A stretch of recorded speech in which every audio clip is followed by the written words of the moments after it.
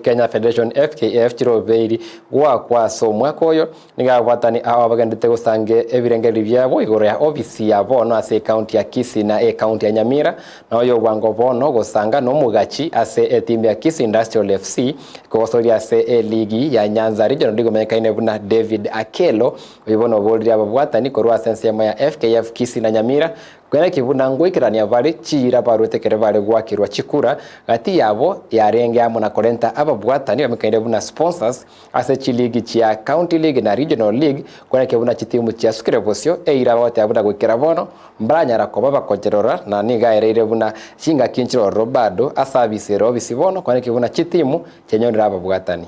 Kwa majina naitwa David Mbadi Akelo.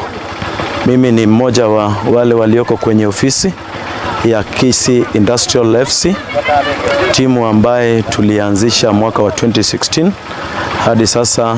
Tunashukuru Mungu kwa umbali ambaye ametufikisha. Mimi katika ofisi nakuwa kama treasurer, but in general mahali ambapo timu yetu inatokea mimi ni chairman ya the entire community ya Industrial FC mahali ambapo inatokea. Wakati ambapo pia walikuwa wanaingia kwa ofisi, walisema kwamba watatutafutia wadhamini. Hadi sasa hivi siwezi nikakwambia hata kama kuna timu moja ambaye inaweza jitokeza iseme kwamba sisi tumepewa udhamini ama tumepata mdhamini kutoka kwa watu wa FKF. Ile tu maybe mtu anaweza zunguka kivyake, upate kidogo hivi, uone vile unaweza endeleza nayo timu. So hiyo pia ni jambo la pili ambalo tungeomba sana federation, hata kwa muda ambao bado umebaki.